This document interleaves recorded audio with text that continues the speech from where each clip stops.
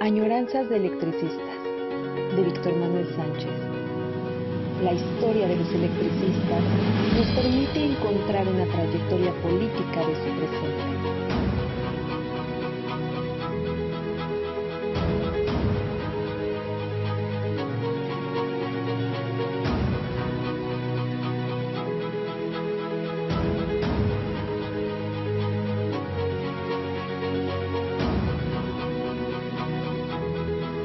Comenzamos. Muy bien, en otro lunes de mayo, por supuesto, 23 de mayo, nos vemos en otra añoranza de electricistas. Continuando la que estamos haciendo del convenio del contrato colectivo de 1938, lo que significa que se está revisando el contenido de el contrato colectivo de 1936. Esto es lo llamativo de estas hojas que tengo en la mano, que es el convenio, o sea, la revisión del contrato colectivo de 1936. Y solo quiero enfatizar lo que tratamos la sesión pasada, hace 8 días, en la añoranza de electricistas, y que quiero resaltar porque es un año de sucesos muy importantes y que la mayoría de nosotros no hemos visto tan claramente como los sucesos que se sucedieron. Efectivamente, con todo y repetición de palabras. Los sucesos del 37 fueron muy, muy importantes y nos demuestran algo que, contra todo lo que sabemos, no sucedió. Bueno, primero agradeciendo a Radio ESME, a todo el equipo de Radio ESME, porque siempre se esfuerzan, trabajan, uno ve los videos, los programas, y de verdad hay mucho trabajo en Radio ESME. Antes de la pandemia se daba una cuenta de todo este trabajo porque se veían por todos lados. Ahora supongo justamente porque su trabajo se nota. Incluso ahora que estuvo el Foro Social Mundial, parece ser que hay otro equipo en la cooperativa que nunca supe cómo lo crearon, no queda del todo claro, pero bueno, no es nuestro tema ahorita, no lo vamos a tratar, simplemente que parece que hubo otro equipo trabajando para el Foro Social Mundial y eso está bien, ¿no?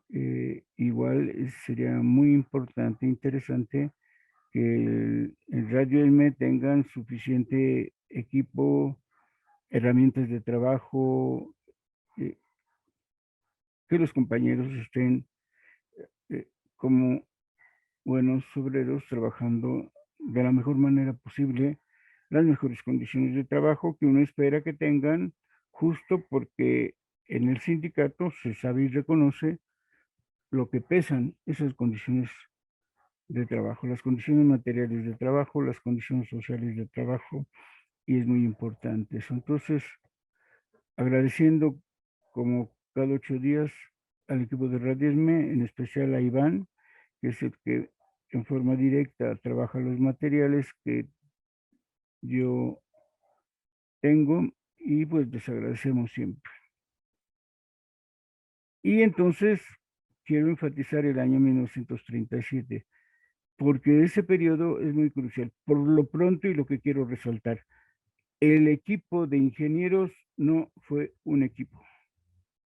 En su momento, hasta el contrato de 1936, son un buen equipo. 37 hay sus problemas y 38 definitivamente se dan al traste con este fabuloso equipo que hubo, ¿no?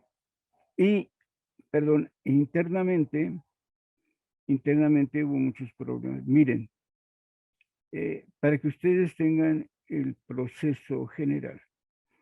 En 1933, como habíamos comentado, existía desde el 25 al 33, existía la Confederación Nacional de Electricistas y Similares, una confederación que creó, una federación que creó el ESME.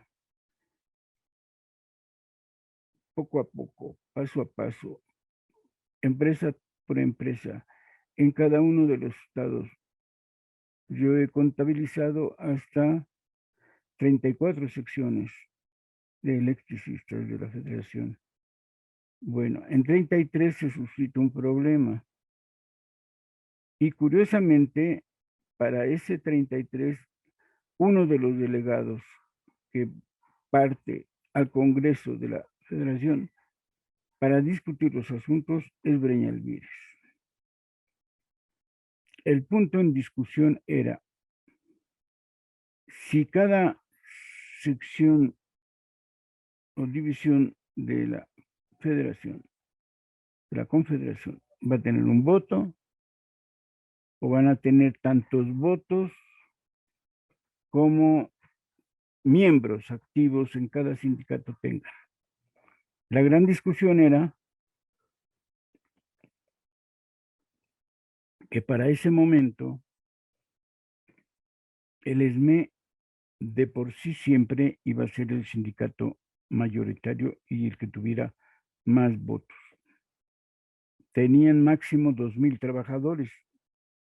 Desde nuestra perspectiva contemporánea son muy pocos, pero desde aquella época y reconociendo la cantidad de trabajadores electricistas que cada sección tenía, nunca, pero nunca iban a poder ganar una votación. En ocasiones ni siquiera juntas, todas las divisiones o secciones. Ese era el punto de discusión. Y la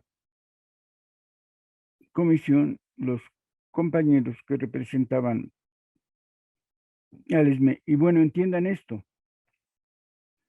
eran secciones o divisiones, pero obviamente todo el mundo reconocía, aunque todas eran secciones o divisiones de la federación, incluyendo al ESME, porque incluso el ESME denominó a la revista Lux como el órgano oficial de la federación, de la confederación. Entonces,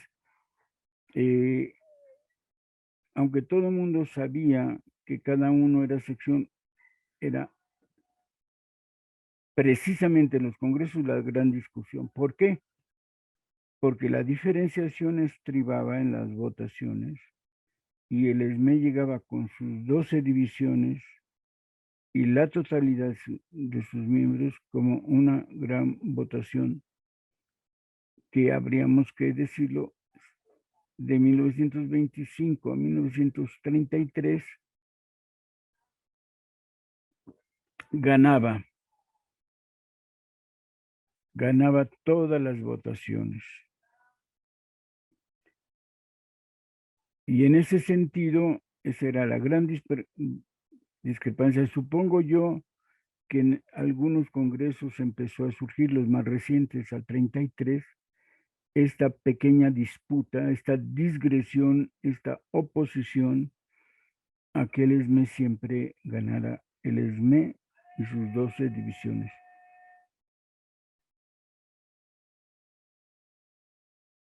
Y entonces el ESME se pone a discusión, se caloran los ánimos, todas las divisiones van en contra de esa decisión y el ESME se sale, rompe con ese cúmulo de organizaciones que a nivel nacional se había extendido. Entonces, 1933 es importante porque el ESME deja de actuar en todo el país. El impacto que a nivel nacional uno se puede imaginar, es importante. Y por otro lado, recuerden que la federación le había permitido a los electricistas toda la época de la fortaleza de la CROM de Luis N. Monores, como el charro mayor que se imponía en todo el país, le permitió mantenerlo alejado o mantenerse disque neutral. Por estar creando esta organización a nivel nacional, no tuvo confrontación. Parece evidentemente que fue un trato verbal, o de hecho yo creo que sí han de haber llegado a hablar y decirle, mira, tú haz tus líos y nosotros vamos a estar dedicados a crear esta federación o confederación a nivel de todo el país. Eso le permitió durante un buen tiempo entonces mantener alejado al ESME de la CROM y que no se le exigiera que se afiliara a la CROM. O sea, habría que ver qué iba a suceder en estos momentos. Y bueno, ya vamos a saber lo que le pasó, ¿no? Porque en 1935, que se crea el Comité Nacional de Defensa Proletaria, que por cierto, previo a esta añoranza electricista, nosotros estuvimos trabajando el comité. Bueno, parece que he tratado de evitar a nuestros tamaleros, que ya vieron que llegan de dos tipos, y mil disculpas por este ruido externo. Yo supongo que todo el mundo sabe lo que pasa a nuestro alrededor, en nuestras colonias, en nuestros barrios, y en fin, no tengo que explicar nada. Bien, entonces están estos años álgidos. Viene el 35 con el Comité Nacional de Defensa Proletaria hasta que se logra contener la capacidad y fuerza política de Plutarco Elías Calles, y es contenido, y con él su alfil, Luis N. Morones. Eso va a pasar en 36, 35, 36.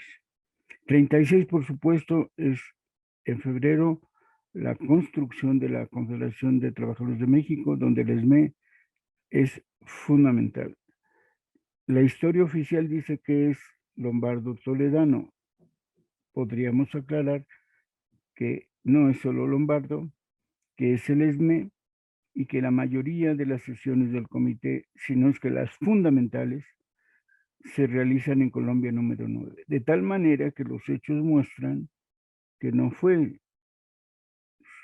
solo Lombardo Toledano y que no fue en aras de un hacerse correa de transmisión de Lombardo, o sea, de los deseos y promesas o imposiciones del presidente Cárdenas, no la hubo, sino que hubo una coincidencia de intereses y luchas políticas en esos momentos. Entonces, ok, es Lombardo, pero solo una parte. Yo podría aventurarme a decir que no fue Lombardo, sino el ESME y Breña Alvíriz. O podría incluso decir el ESME, las fuerzas comunistas del momento, que en ese tiempo, si estaban vinculados en especial a sindicatos nacionales de industria, como los ferrocarrileros, y todo el mundo reconocía en aquella época la presencia del Partido Comunista con Valentín Campa y Demetrio Vallejo. A Demetrio Vallejo lo van a expulsar del Partido Comunista, pero mientras las fuerzas más notorias, fuertes y fundamentales del Partido Comunista sí son estos dirigentes. Sí hay una presencia de los comunistas en los sindicatos. En el ESME, por ejemplo, hemos resaltado que había en especial el abogado Mario Pavón Flores. Todo el mundo sabía que era del Partido Comunista, y es el abogado que va a llevar las riendas de la ley a la huelga de 1936, y es un buen compañero solidario del propio Breña Alvíriz. cuando uno escuchaba a Breña Alvírez se da cuenta que tiene ciertos vínculos ideológicos con el Partido Comunista. Y está enraizado más o menos con estas fuerzas. Pues bien, los décadas de los ingenieros en realidad se rompen en 37 con una gran discusión que se va a consolidar después, que llegan a expulsar a Breña Alvírez.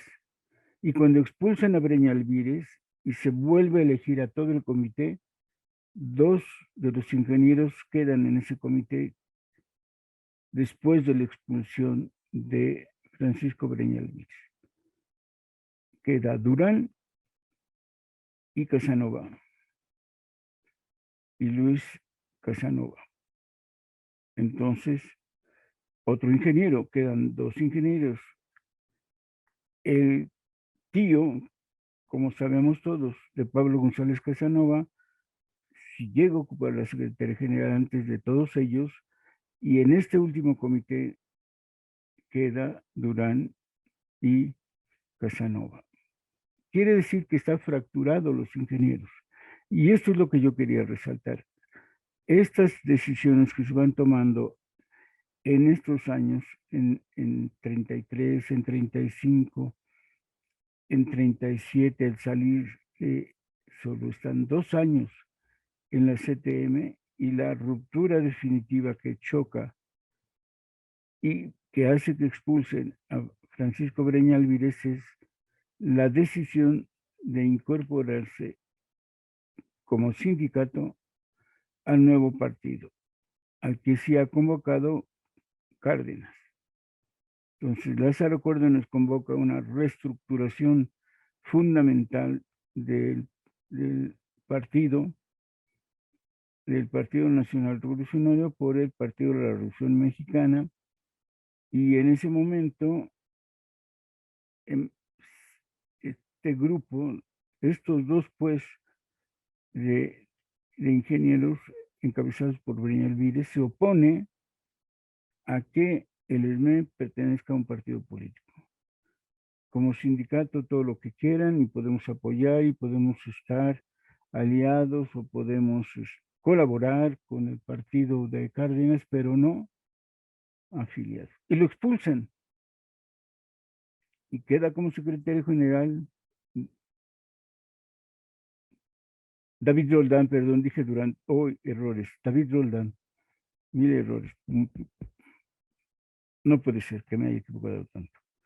En fin, entonces, los ingenieros tienen rupturas y se afilian al partido. Y otra cosa que resalté, viene dentro de estas filas, es castigado por exceso de funciones, por no acatar los acuerdos de asamblea. Por un año completo le quitan todos sus derechos sindicales a Juan José Rivera Rojas. Y coincide que empieza a aparecer ya siendo candidato en las elecciones generales. Entonces, hay ruptura, hay este recambio de fuerzas internas, se confronta el grupo de ingenieros y aunque es castigado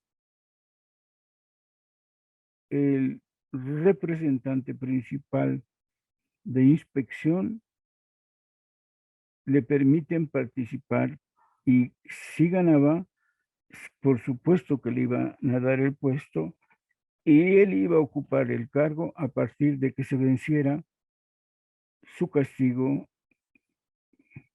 que se le había dado en una asamblea general extraordinaria judicial. Entonces, este es el conflicto fuera de CTM, se rompió con la federación, se están discutiendo cosas internas, hay 3 o 4 representantes, la división de Tepustepec se quiere salir completamente del ESME, creando otro sindicato de electricistas, se logra calmar este asunto, y es decir, este panorama está muy, muy confuso.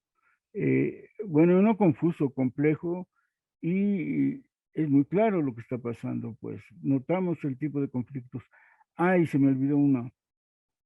Se deja de construir Ixtapantongo y desaparece la división sindical de Ixtapantongo. Este es el cuadro que vamos a tener para cuando se va a firmar el contrato colectivo de 1938. Y pues sí, se me estaban olvidando estos conflictos divisionales que está procurando la separación. Y quiero resaltar una cosa, desde 1914, 15, sobre todo que se inicia la campaña de afiliación, no se ha logrado que todo mundo esté afiliado al ESME. Quedan unos no afiliados que le llaman electricistas libres y hay en todos los sectores, pero en especial en los eh, electricistas de oficinas administrativos e ingenieros. Con esta crisis que se da en la división, primero Ixtapantongo, que se van, se hace el convenio que va a suceder con los trabajadores de Ixtapantongo, todos los días les presento ese convenio. Y la obra no es que sea la primera de CFE, porque mucho se recalca. Les digo que la historia oficial está llena de, por lo menos, verdades a medias, si no es que mentiras. Ixtapantongo la está trabajando The Mexican Lion Power Company Limited. Tan es así que en los estatutos del ESME del 35 aparece como división sindical del ESME Ixtapantongo. Pues, es reconocida la obra, están trabajando en ella y además, por supuesto, se crea la división.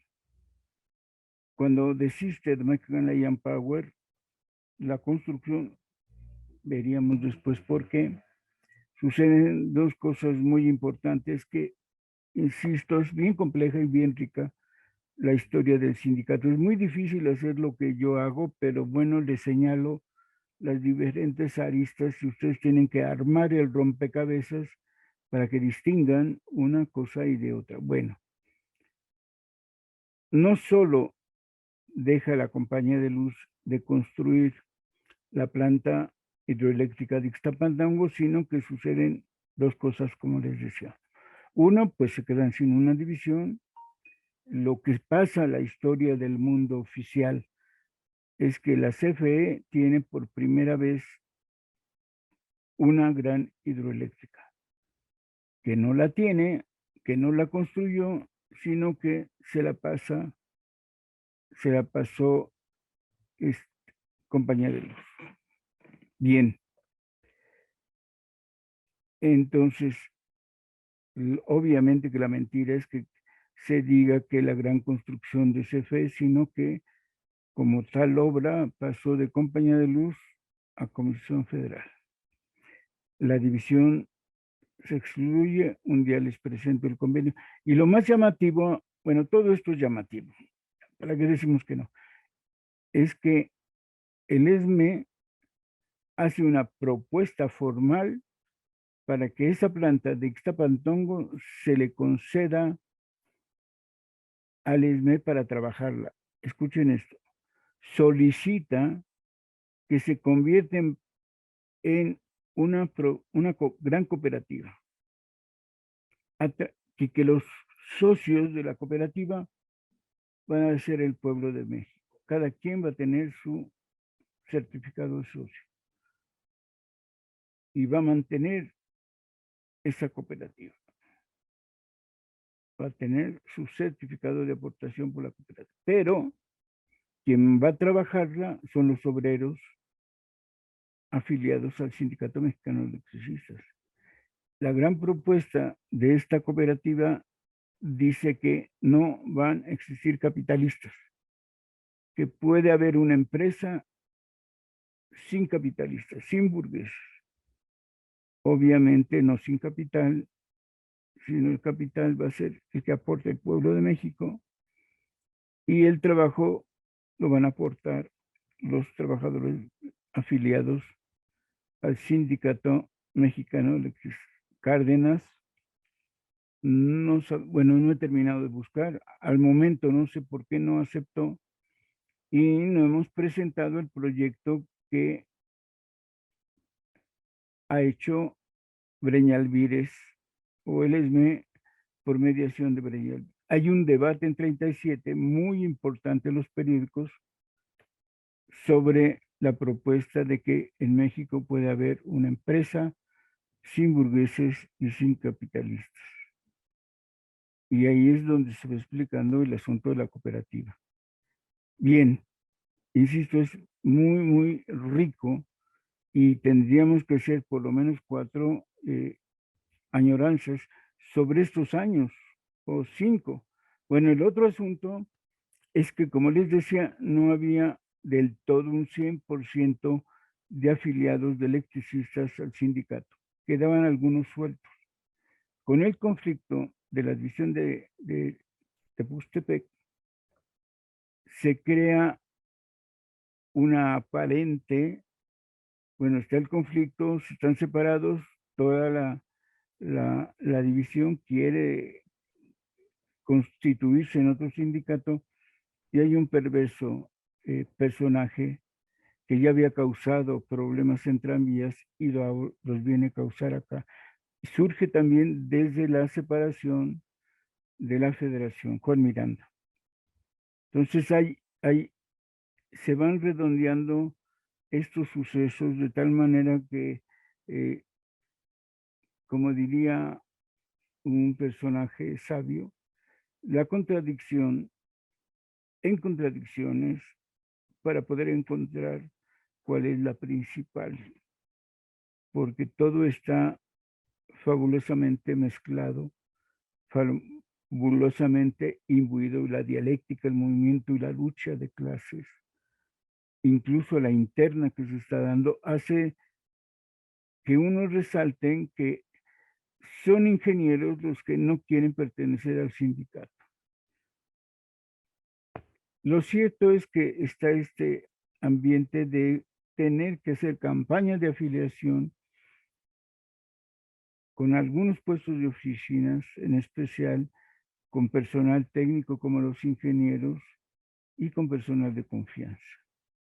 Finalmente, le ganan el pleito legal a Miranda, la división se queda, no pueden irse y convertirse en un sindicato diferente de electricistas, se sale de la CTM, todo esto es el ambiente de estos años 30 y, les digo, culmina con la expulsión de Breñalvírez.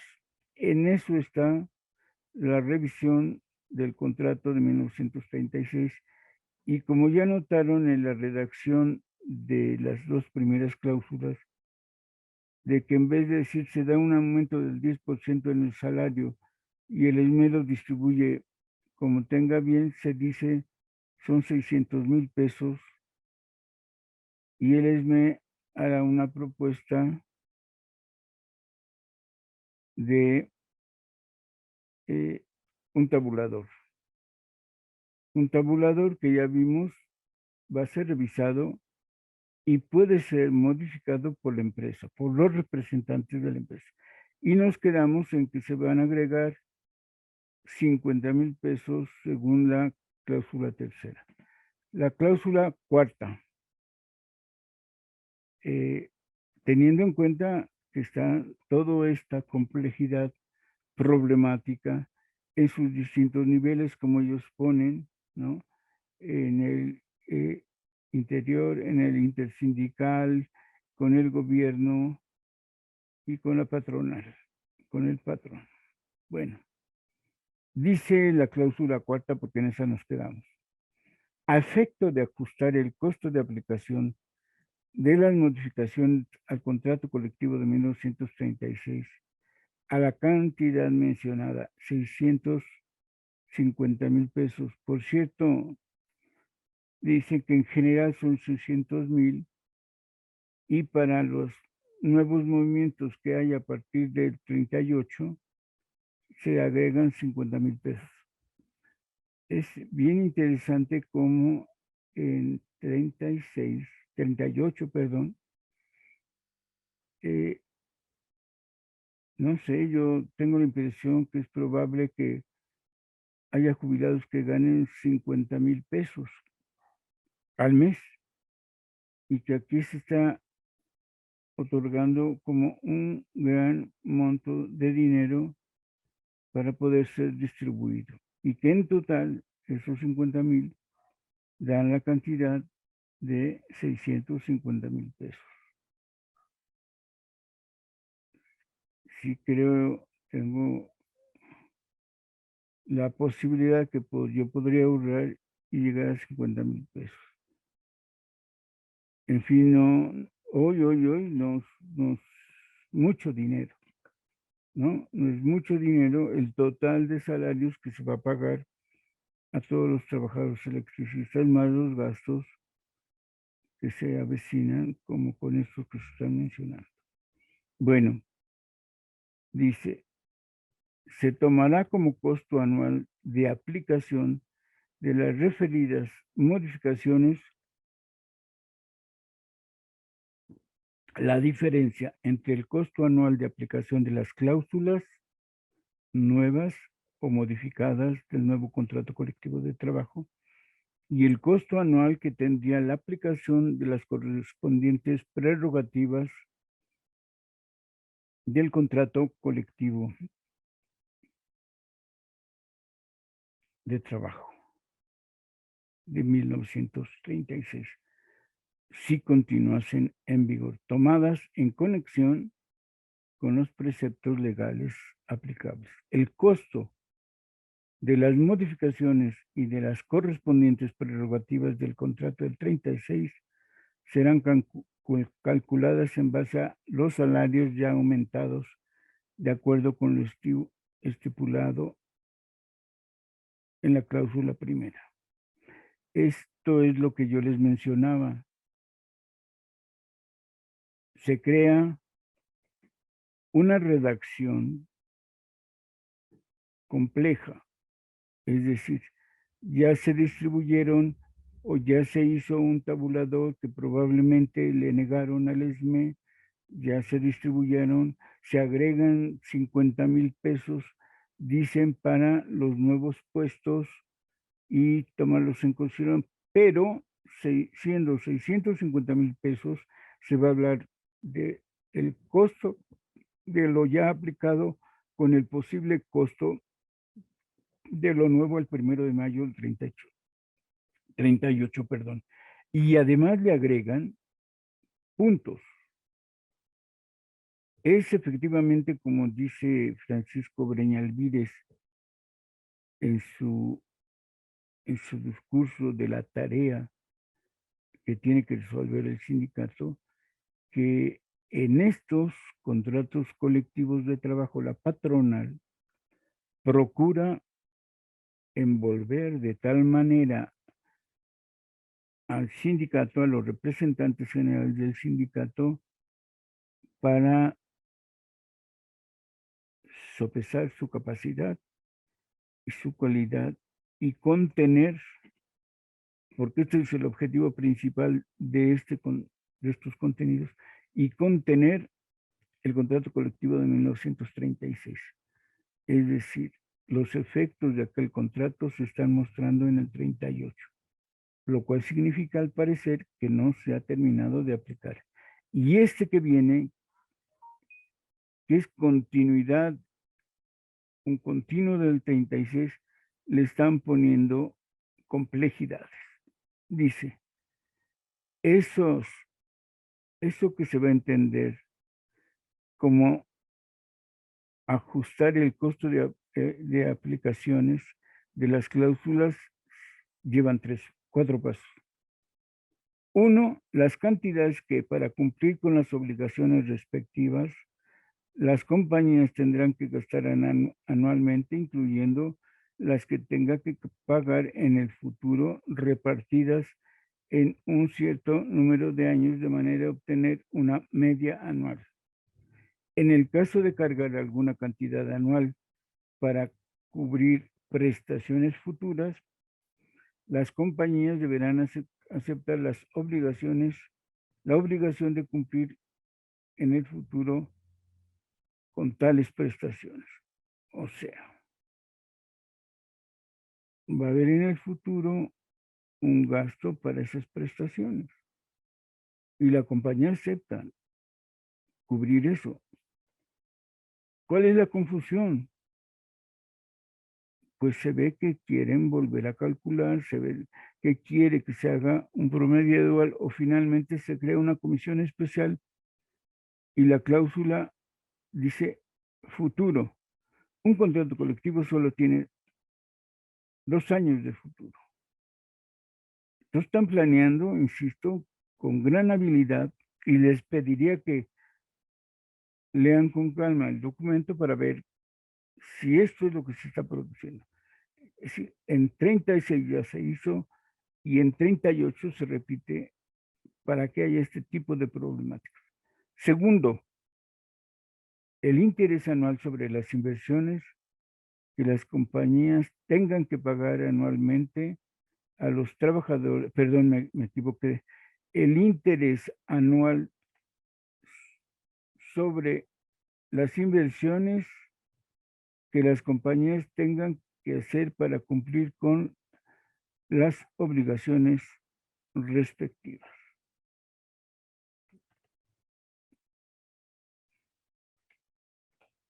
Tercer punto, los salarios que las compañías tengan que pagar anualmente a los trabajadores ausentes en cuanto estén sustituidos. Y 4, los gastos anuales no diferidos que tengan que hacer las compañías como ineludible consecuencia de las condiciones en que para cumplir con las obligaciones correspondientes deban efectuarse los trabajos, excluyendo los gastos que por cualquier motivo tuvieran que hacer las compañías relacionadas con su personal que no fuera sindicalizado. Los 4 puntos, diría yo, son complejos y es probable, como dijo Brian Alvírez en su tarea del sindicato, que se han firmado cosas complejas con tal de aceptar una modificación de vacaciones o lo importante, si se introduce tecnología nadie debe de ser separado. Y esto se firma, aún tan complicado, porque lo haces cubriendo los otros aspectos que son propiamente de relaciones internas con el trabajo. Quinta, las compañías presentarán al sindicato los cálculos de los costos anuales mencionados en la cláusula cuarta, juntamente con los datos e hipótesis que les hayan servido de base en el concepto de que de haberse tenido que hacer hipótesis, estas deberán tener base estadística a su realización o su realización ser razonablemente probable. Las compañías darán también al sindicato todas las explicaciones que éste solicite al respecto. Fíjate, presentan las compañías los cálculos de los costos anuales de los 4 puntos que señalaron en la cláusula anterior, con datos e hipótesis.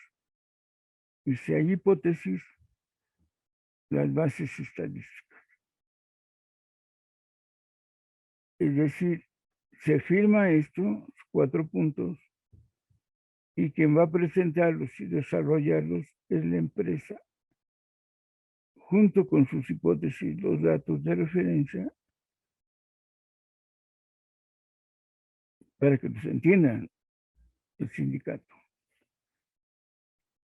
Porque pareciera que entonces los montos calculados y aceptados económicamente en la revisión del 38 son complejos.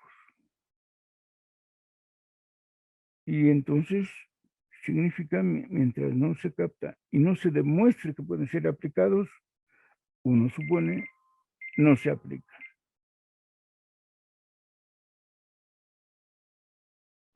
Es un asunto complejo. Es un contrato colectivo, sí, que está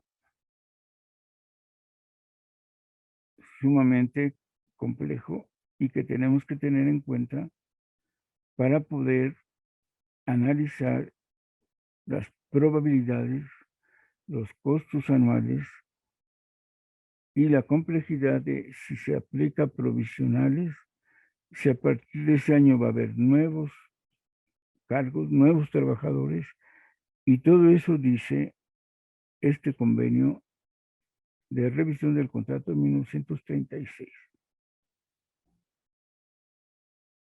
Y no nos queda más que suponer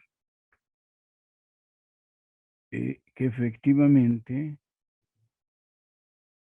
tienes que firmar incluso a partir de que aún no se hayan resuelto las cosas. Y eso es lo que está sucediendo cuando estamos leyendo esta revisión del contrato de 1936. Cláusula sexta de esta revisión contractual del 36, que se va a convertir en el contrato colectivo de trabajo del 38.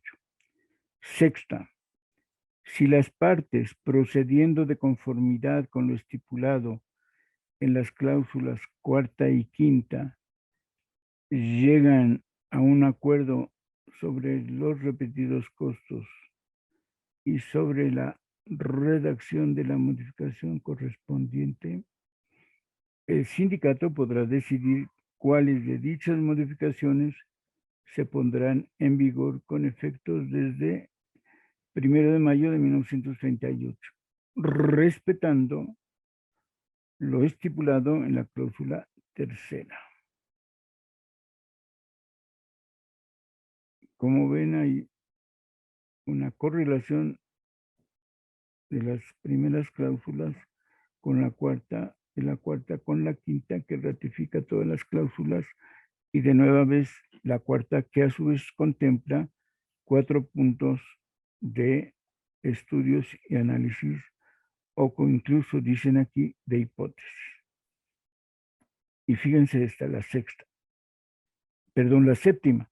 Séptima, si una vez que hayan llegado a un acuerdo acerca de la redacción de una o varias de las modificaciones propuestas, las partes no llegaren a un acuerdo sobre su costo. Fíjense, si llegan a un acuerdo de redacción, pero no llegan a un acuerdo sobre el costo de aplicación determinado conforme a lo prescripto en las cláusulas cuarta y quinta, el sindicato decidirá si se ponen en vigor en forma experimental,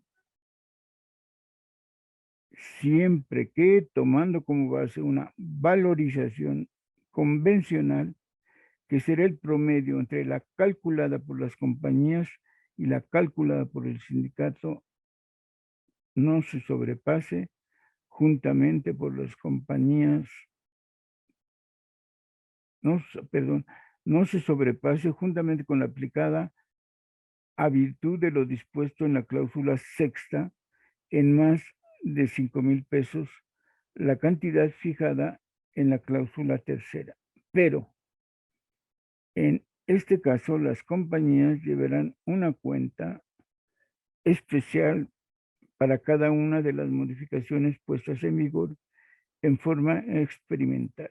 Y al cabo de un periodo de 7 meses después de que las modificaciones respectivas hayan sido firmadas por las partes, las compañías y el sindicato, harán una comparación entre los cargos hechos a dichas cuentas durante los últimos 6 meses y la valorización convencional en que haya sido puestas en vigor. Queda convenido que la cantidad que se haya cargado en la contabilidad durante el periodo de experimentación podrá no ser tomada como definitiva, sino solo servir de base para determinar el costo efectivo. O sea, queda la redacción, es increíble, queda la redacción, pero no queda la cantidad fija. Entonces, como chance de esa prestación, se hace un experimento con 5,000 pesos.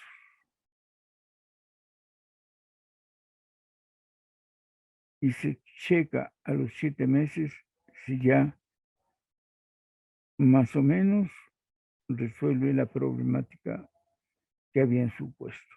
Sin embargo, le agrega otro beneficio a la empresa, podría no ser tomada en cuenta como definitiva.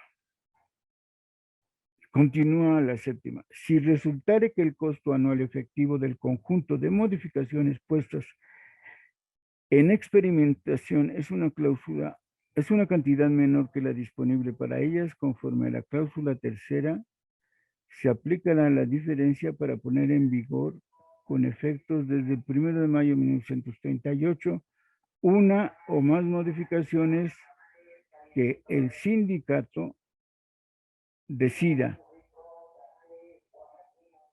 y que anteriormente no hubieran sido convenidas para entrar en vigor. Pero respecto a la redacción de las cuales las partes se hubiesen puesto de acuerdo bajo el concepto de que la aplicación de estas nuevas modificaciones no deberá tener un costo superior a la diferencia antes mencionada, procediéndose de nuevo, como dice el párrafo anterior. Suponemos que 5,000 pesos, pero estas redacciones, insisto, repiten,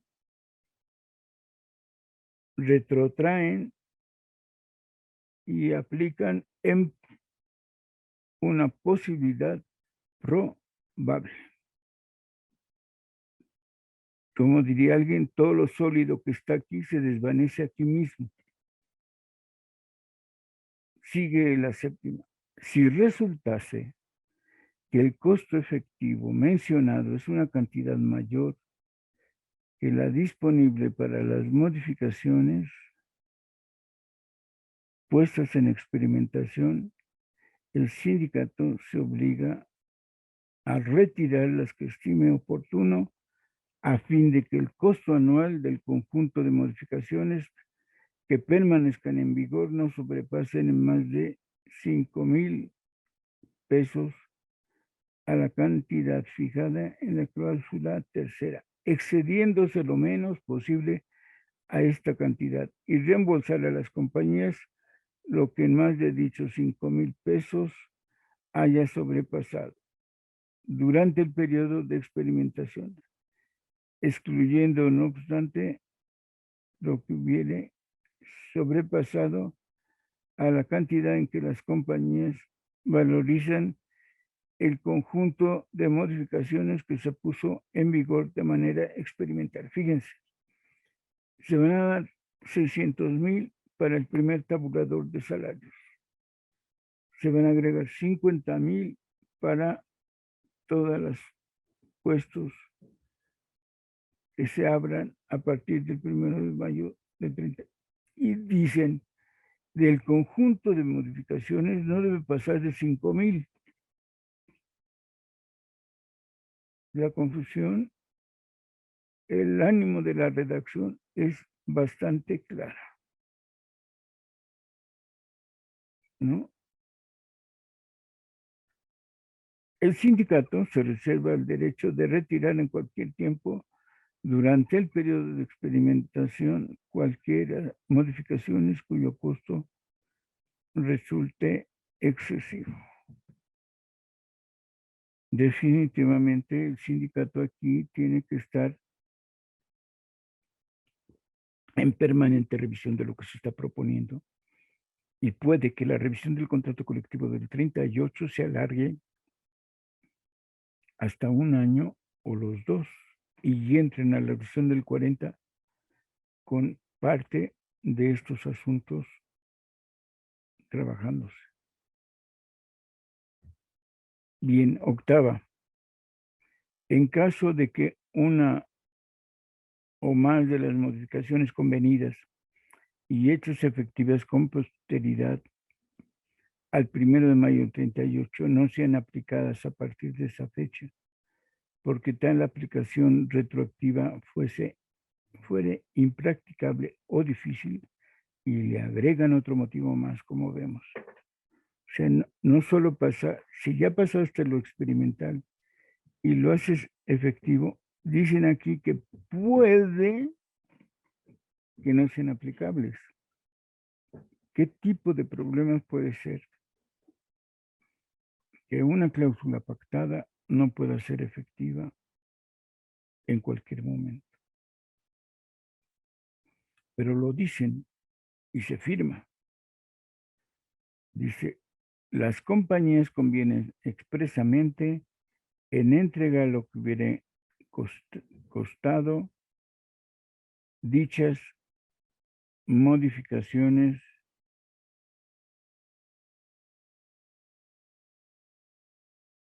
que de haberse hecho efectivas desde el 1 de mayo de 1938 y lo que realmente costaron por haber sido aplicadas a partir de una fecha posterior a dicho día, en la inteligencia de que el sindicato aplicará las cantidades que reciba por este concepto a finalidades de carácter social en beneficio de sus agremiados. Asimismo, las compañías convienen en entregar al sindicato para ser aplicadas a dichas finalidades cualesquiera cantidades que sobraren por no haberse podido ajustar el total de los aumentos de salario más el costo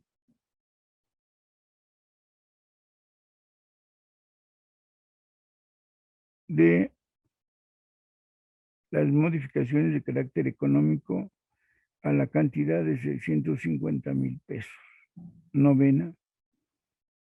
Queda convenido que las cantidades a que se refieren las cláusulas primera y tercera, más todas las repercusiones económicas que la aplicación de la cantidad a que se refiere la cláusula primera tenga en los salarios o prerrogativas que, si hubiesen continuado en vigor el contrato de 1936, excepto el tabulador de salarios, deberían gozar sus trabajadores de planta y para obra determinada de las compañías, más todas las repercusiones económicas que la aplicación de la cantidad mencionada en las cláusulas tercera tenga en los salarios o prerrogativas que, conforme al contrato del 38, deben gozar los trabajadores de obra determinada con todas las concesiones de carácter económico en que las partes han convenido que las compañías quedan obligadas. Y esta es la última.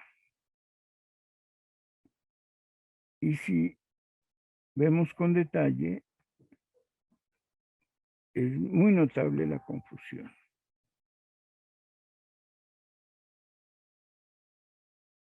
Las cantidades a que se refieren la primera y la tercera son 650,000 pesos, como está en la octava,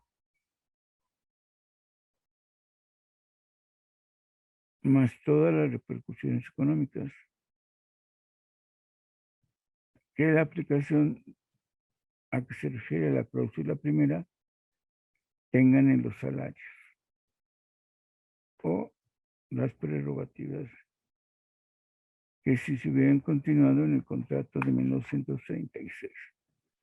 Es decir, ahora nos remite al de 36, como comentando que podría ser una posibilidad de seguir los mismos acuerdos de prerrogativas y aplicación del monto económico a lo de 36. Pero dicen, aquí dice, pero me refiero a los 650,000 y le agregan, excepto tabulador de salarios. Otra confusión. Es decir, sí o sí son los 650,000, pero no, porque a 650,000 le tienes que restar la propuesta de tabulador de salarios, que deberían de gozar sus trabajadores de planta y para obra determinada, más todas las repercusiones económicas que la aplicación de la cantidad mencionada tengan en los salarios o prerrogativas del 38. Es decir, regresan a sí mismo a la redacción de 1938, cuando antes dicen que tal que si hubiéramos continuado con la aplicación de todo lo que se obtuvo económicamente en 36 y se tuviese sus gastos correspondientes. De verdad, es para estudiarse con calma y encontrar que en la redacción se está confiriendo al ESME un golpe, por lo menos diría yo, que puede retrasar la aplicación de todo el contrato colectivo en la parte económica. Y efectivamente se han firmado cosas, digo yo, que confunden el recorrido de las 9 cláusulas. Son, además de complejas, confusas. En esta última proponen un camino que pueden tener repercusiones y de repente terminan con otro camino al volver a los detalles de la aplicación del 38, menos, como dice ahí mismo, el tabulador de salario. De verdad es para estudiarse con calma. Y bueno, termina el documento y para constancia firman el presente por cuadriplicado los representantes de las partes en la Ciudad de México a los 14 días del mes de julio de 1938 por las compañías Gustema y Eusebio, gerente general Joan Barnier, ayudante del presidente y apoderado general, por el sindicato Manuel Paulín, secretario general, David Roldán Gallardo, secretario del Trabajo, Francisco Breñas Vides, secretario de Educación y Propaganda. Acá tampoco, en esta copia no me pusieron, no están las firmas, tal cual lo transcribí. Y como siempre les recomiendo que para que me ayuden a leerlo, para que sirva de estudio, esto es muy importante. Este trabajo, este escrito, esta firma de revisión del contrato colectivo del 36, que lo convierte en el contrato colectivo del 38, de verdad sirve mucho para la escuela de cuadros. Sirve para que todo el mundo detallemos la lectura con calma, renglón a renglón, con un lápiz al lado, hojas blancas para estar apuntando cómo se procede realmente a estas aplicaciones. Hay una aplicación posible. Llega un momento, de verdad llega un momento en que dice no se va a poder, no se va a poder.